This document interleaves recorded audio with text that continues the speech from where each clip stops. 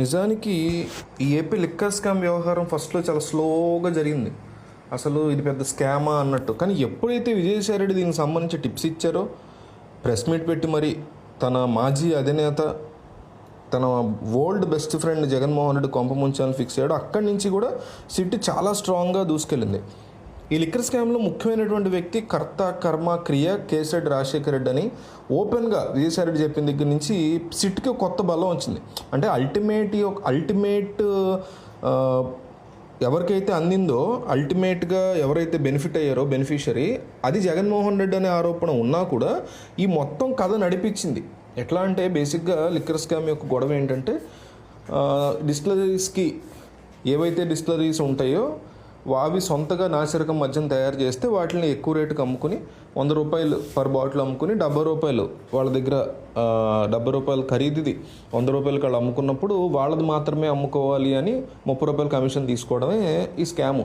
ఆ ₹30 కమిషన్ ఒక బాటిల్ లెక్కన వేసుకుంటే 3,500 కోట్లు స్కామ్ చేశారు.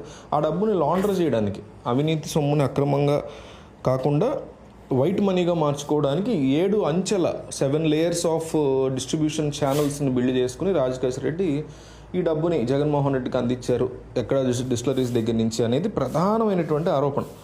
ఇది నడుస్తుంది బేసిక్గా ఏపీ లిక్కర్ స్కామ్ యొక్క గొడవ అయితే ఇది. ఆల్రెడీ ఉన్నటువంటి మద్యం ఏదైతే కంపెనీస్ ఉంటాయో వాటిని తీసేసి కొత్త మద్యాన్ని, నాసిరకం మద్యాన్ని తయారు చేసి పర్ బాటిల్ జనానికి అమ్మి ₹70 వీళ్ళు ప్రభుత్వం దగ్గర చూపించి మిగతా ₹30 వీళ్ళు నొక్కేయాలనే కాన్సెప్ట్లో చేశారనేది ఎలిగేషన్గా వినిపిస్తుంది. అయితే దీంట్లో ఇప్పటికే అంటే కర్త కర్మక్రియ కేసిరెడ్డి రాజశేఖర రెడ్డి ఎవరైతే ఉన్నారో ఆయన తర్వాత సిట్ అధికారులు ఆయనతో మొదలుపెట్టి భారతీయ సిమెంట్స్ డైరెక్టర్ గోవిందప్ప బాలాజీ వరకు అరెస్టులు చేయడం సంచలనం అవుతూ వచ్చింది. అయితే వైసీపీ అధికారంలో ఉన్నప్పుడు మాజీ ఐఏఎస్ అధికారి ధనుంజయ రెడ్డి అని ఒక ఆయన ఉండేవారు. జగన్మోహన్ రెడ్డి ఆఫీస్కి వెళ్ళిన ప్రతి ఒక్కళ్ళకి కూడా తెలుస్తుంది, ఈయన కన్సర్న్లోనే మొత్తం జరిగేది. ఆయన ఆడింది ఆట పాడింది పాట అనేవాళ్ళు అప్పట్లో కూడా. తర్వాత జగన్మోహన్ రెడ్డికి office round special duty OSD అంటారు, ఓఎస్డీ కృష్ణమోహన్ రెడ్డి కూడా ఉన్నారు. ఇప్పుడు వాళ్ళని కూడా అరెస్ట్ చేసి పోలీసులు ప్రశ్నించడం మొదలుపెట్టారు. ఇదే టైంలో భారతీయ సిమెంట్స్కి ముఖ్యమైన వ్యక్తిగా ఉన్న ఎన్నో సంవత్సరాల నుంచి ఉన్నటువంటి అకౌంట్ చూసుకునే గోవిందప్ప బాలాజీని కూడా ప్రశ్నించడం మొదలుపెట్టారు. వీళ్ళు తమను అరెస్ట్ చేసే అవకాశం ఉంది, సుప్రీంకోర్టుకి వెళ్ళారు. సుప్రీంకోర్టు కూడా అరెస్ట్ మేము ఆపలేమని చెప్పేసి ఓపెన్గా చెప్పేసింది.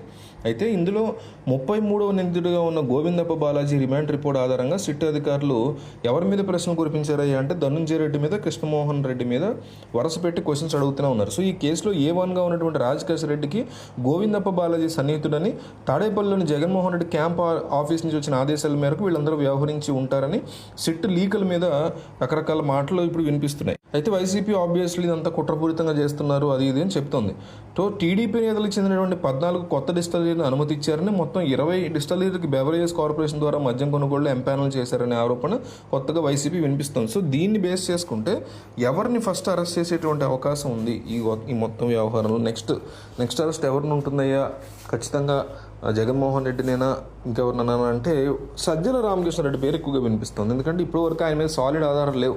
ఆయన ద్వారానే చేయించాము, ఆయన చెప్పమంటే నేను చెప్పాము అనే మాటలు తప్ప సాలిడ్ ఆధారాలు లేవు. ఇప్పుడు వీళ్ళిద్దరి దగ్గర సరైనటువంటి సాలిడ్ ఆధారాలను సేకరించి నెక్స్ట్ టార్గెట్గా సజ్జల రామకృష్ణారెడ్డిని పెట్టే ఆలోచనలో సిట్టు ఉన్నట్టు తెలుస్తుంది. టార్గెట్గా అంటే ఎవరి ద్వారా అయితే చేశారని వాళ్ళు ఒప్పుకుంటారో దానికి తగ్గ ఆధారాలు దొరుకుతాయో, సో ఆయన్ని నెక్స్ట్ టార్గెట్గా పెట్టుకుని ఆ తర్వాతే జగన్మోహన్ రెడ్డి వరకు వెళ్ళే అవకాశాలు కనిపిస్తున్నాయి.